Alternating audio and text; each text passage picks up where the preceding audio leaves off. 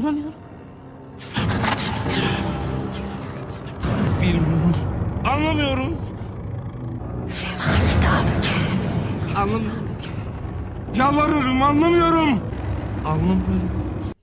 नाजरीन, मौत एक ऐसी अटल हकीकत है जिसे दुनिया का कोई भी शख्स झुटला नहीं सकता। दुनिया में आपको हर एक चीज़ पर एतराज़ करने वाले हज़ारों लाखों लोग मिल जाएंगे, लेकिन मौत पर सब एग्री हैं, क्योंकि ये वो अटल हकीकत है जिसके कोई नहीं झुटला सकता। क्योंकि हम अपने सामने रोज़ाना लोगों को मरता देखते हैं, लेकिन चाह कर भी कुछ नहीं कर सकते।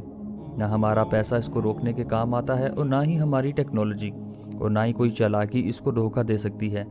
साइंस के मुताबिक मौत कुदरती अमल है, इसको रोका नहीं जा सकता, लेकिन मौत के करीब ले जाने वाले बुढ़ापे को कुछ स्लो ज़रूर किया जा सकता है।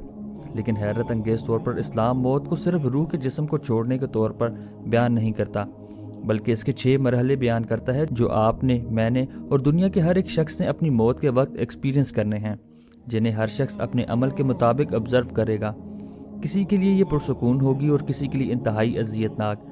जैसा कि अल्लाह ताला ने कुरान पाक के अंदर फरमाया कि हर जिंदा चीज़ को मौत का जायका चखना है, और हम सभी लोग जानते हैं कि खाने का जायका दरअसल डिपेंड करता है इसको चखने वाले शख्स पर। सो इसका मतलब ये है कि एक जैसी मौत की सख्ती हर एक शख्स के लिए अलग अलग जायका रखती है।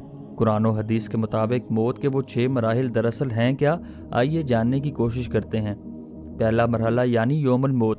नाजरीन, ये वो दिन है जब इंसान की ज़िंदगी का खात्मा हो जाता है और इसकी मौत का दिन तय हो चुका होता है। इस दिन अल्लाह पाक फरिश्तों को हुक्म देता है कि वो ज़मीन पर जाएं और इस इंसान की रूह कब्ज़ करें, ताकि इसे अपने रब से मुलाकात के लिए तैयार किया जा सके। बदकिस्मती से कोई भी शख्स इस दिन के बारे में नहीं जानता, और जब वो दिन आता है तो इंसान को ये एहसास ही नहीं होता कि ये इसकी मौत का दिन है। लेकिन इस दिन कुछ ऐसी जिस्मानी तब्दीलियाँ ज़रूर होती हैं जो कि एक इंसान अपने जिस्म के अंदर महसूस कर सकता है। मिसाल के तौर पर एक मोमिन के दिल को इस दिन खुशी और सुकून मिलता है, जबकि बुरे अमाल करने वाले को सीने के अंदर या फिर दिल के अंदर दबाव महसूस होता है। इस मरहले पे शयातीन और जिन्नात फरिश्तों के नज़ूल को देखते हैं कि फरिश्ते आसमान से इस इंसान की रूह कब्ज़ करने के लिए आ रहे हैं, लेकिन इंसान इनको नहीं देख सकता। नाजरीन, कुरान करीम के अंदर इस मरहले का जिक्र कुछ ऐसे अल्फाज में किया गया है कि इस दिन से डरो जिस दिन तुम अल्लाह की तरफ लौटाए जाओगे, और फिर हर जान को इसका किए का पूरा बदला अदा किया जाएगा। सूरह बकरा आयत नंबर 281। नाजरीन मोहतरम, दूसरा मरहला कहलाता है रूह के निकलने का अमल। यह मरहला शुरू होता है पाँव के तलवों से, क्योंकि रूह आहिस्ता आहिस्ता ऊपर की तरफ बढ़ती है, टांगों, घुटनों, पेट, नाफ और सीने से गुजरती है, यहाँ तक कि वो एक मुकाम पर पहुँचती है जिसको तरकी कहा जाता है। इस जगह पर इंसान थकन और चक्कर महसूस करता है और खड़े होने के काबिल भी नहीं रहता। इसके जिस्म से आहिस्ता आहिस्ता जिस्मानी ताकत ख़त्म होना शुरू हो जाती है, लेकिन वो अब भी नहीं समझ पाता कि इसकी रूह जिस्म से निकल रही है। नाजरीन, तीसरा मरहला कराता है तरकी का सफ़र। आपको बताता चलूँ कि तरकी हलक के नीचे 2 हड्डियों को कहा जाता है, जो कि कंधों तक फैली होती हैं। कुरान करीम के अंदर इस मरहले का जिक्र कुछ ऐसे किया गया है कि हरगिज़ नहीं, जब रूह हलक तक पहुँच जाएगी और कहा जाएगा कि कौन है, कहा जाएगा झाड़ फूंक करने वाला, वो समझ जाएगा कि इस दुनिया से जुदाई का वक्त आ चुका है और इसकी एक पिंडली दूसरी पिंडली से लिपट जाएगी। सूरह क़यामा आयत नंबर 26 से 29। नाज़रीन मोहतरम, सूरह क़यामा की आयत के मुताबिक इंसान एक दूसरे से बात कर रहे होते हैं कि इसके जिस्म को कैसे उठाकर ले जाया जाए। ये वो वक्त होता है जब लोग डॉक्टर या फिर एम्बुलेंस बुलाने में या फिर कुरान पाक की बात करते हैं, लेकिन इंसान अभी तक ज़िंदगी की उम्मीद रखे ज़िंदा होता है, और इस इंसान को अभी भी अपने बचने की उम्मीद होती है और वो अपने बका की कोशिश के अंदर लगा रहता है। नाजरीन, ये वो मरहला होता है जब इसकी रूह के निकलने का अमल तकरीबन मुकम्मल हो चुका होता है और इसके जिस्म के निचले हिस्से मुकम्मल तौर पर बेजान हो चुके होते हैं। वो अपने आसपास के लोगों को देख रहा होता है और सुन रहा होता है, लेकिन इसका जिस्म कोई भी रिएक्ट नहीं कर पाता। नाजरीन, चौथे मरहले को कहते हैं हलकूम। ये मौत का आखिरी मरहला है जो कि इंतहाई तकलीफ दे और इंतहाई मुश्किल होता है, और ऐसा इसलिए क्योंकि दुनिया के अंदर रहते हुए इसकी आंखों पर रूहानी दुनिया से जो पर्दा मौजूद था वो हट जाता है और वो अपने इर्द गिर्द मौजूद फरिश्तों को देखता है। कि वो मरहला होता है जब इंसान पहली मरतबा आखिरत को या फिर रूहानी दुनिया को देखना शुरू करता है, जिसके बारे में अब तक इसने सिर्फ दुनिया में ही सुना था। कुरान पाक की सूरह काफ की आयत नंबर 22 के अंदर इसको अल्लाह ताला ने इस तरह बयान फरमाया है कि हमने तुम्हारी आंखों से पर्दा हटा दिया और आज तुम्हारी नज़र बहुत तेज़ है। और फिर इसके बारे में अल्लाह फरमाता है कि फिर क्यों नहीं जब तुम्हारी रूह हलक तक पहुंच जाएगी और तुम उस वक्त देख रहे होते हो और हम तुमसे इससे भी ज़्यादा करीब होते हैं लेकिन तुम देख नहीं सकते। सूरह वाक़िया आयत नंबर 83 से 85।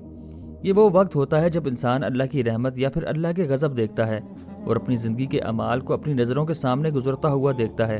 اور آپ کو یہ جان کر حیرت ہوگی کہ اس ٹائم کے اندر بھی شیطان انسان کو گمراہ کرنے کی کوشش کرتا ہے کہ شاید یہ اپنی موت سے پہلے آخری بات کلمات کفر پر مر جائے۔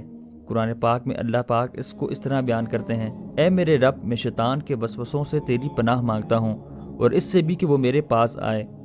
5واں مرحلہ کہلاتا ہے وہ مرحلہ جب ملک الموت یا پھر موت کے فرشتے کا داخلہ ہوتا ہے۔ ناظرین، یہ وہ مرحلہ ہوتا ہے جب انسان کو معلوم ہوتا ہے کہ وہ رحمت والوں میں سے ہے یا پھر عذاب والوں میں سے، یعنی وہ نیک انسانوں میں سے ہے یا پھر کوئی کافر جہنمی۔ اللہ تعالیٰ قرآن کریم کے اندر ان کے بارے میں فرماتے ہیں کہ جن کی روحیں فرشتے سختی سے نکالتے ہیں، ان کے چہرے اور پشتوں پر مارتے ہیں، جبکہ اگر وہ انسان مومن یا پھر نیک انسان ہے تو اس کی روح انتہائی نرمی سے نکلتی ہے، جیسے پانی کا قطرہ ایک مشکیزے سے نکلتا ہے۔ اللہ پاک فرماتا ہے کہ اطمینان والی روح اپنے رب کی طرف لوٹ، راضی اور مرضی سے، اور میرے بندوں میں شامل ہو جا اور میری جنت کے اندر داخل ہو جا۔ سورہ فجر آیت 27 سے 30۔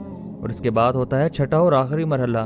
ناظرین، یہ وہ مرحلہ ہے جب انسان کی روح مکمل طور پر جسم سے نکل جاتی ہے، اور اگر وہ انسان گناہگار ہے تو چیخ کر اپنے رب سے کہتا ہے کہ اے میرے رب، مجھے واپس بھیج دے تاکہ میں ایک بار پھر سے دنیا میں واپس جا کر نیک اعمال کر سکوں۔ لیکن اللہ تعالیٰ فرماتا ہے ہرگز نہیں، کہ صرف ایک بات ہے جو وہ کہہ رہا ہے، کیونکہ اس کے پیچھے ایک پردہ ہے قیامت تک کے دن کے لیے۔ ناظرین محترم، اللہ فرماتا ہے کہ موت کی سختی حلق کے ساتھ آئے گی، اور یہی وہ ہے جس سے تم بھاگتے تھے۔ حدیث شریف میں آتا ہے کہ جب مومن کی موت کا وقت آتا ہے تو فرشتے ریشمی کپڑے کے اندر لپٹا ہوا جنت کا خوشبودار کفن لے کر آتے ہیں اور اس کی روح کو انتہائی نرمی کے ساتھ قبض کر کے جنت کی بشارت دیتے ہیں، جبکہ بدکار اور نافرمان لوگوں کی روح انتہائی سختی اور تکلیف کے ساتھ ایسے نکالی جاتی ہے کہ فرشتے اس کی روح کو کھینچتے ہیں جیسے گیلی اون کے اندر لوہے کی سلاخ پھنسی ہو۔ موت کی شدت کے یہ آخری 2 مراحل اتنے تکلیف دہ ہوتے ہیں کہ نبی بھی اس کی شدت سے دوچار ہوتے ہیں، کیونکہ یہ وہ لمحہ ہوتا ہے جب روح جسم کو چھوڑنے کے قریب ہوتی ہے۔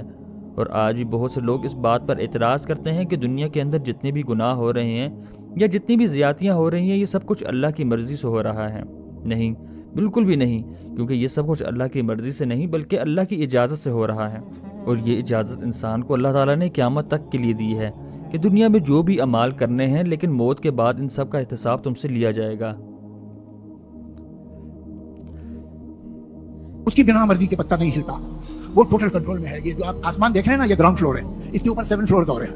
7 فلور پہ جو پینٹ ہاؤس ہے اس میں گاڈ رہتا ہے، اور وہ ہر چیز آپ کی اور میری دیکھ رہا ہے، جو بھی ہم نے کیا اسے پتا ہے، اور وہ سب نوٹ کر رہا ہے اکارڈنگ ٹو ابراہمک ریلیجنس۔ تو پھر یہ جو دنیا میں اتنا انیائے ہے، دنیا میں اتنی بھوک ہے، اتنی بیماری ہے، اتنی مجبوری ہے، اتنے بلاತ್ಕಾರ ہیں، اتنے ہتھیاریں ہیں، یہ اس کے سامنے ہو رہے ہیں، اور یہ چاہے تو روک سکتا ہے۔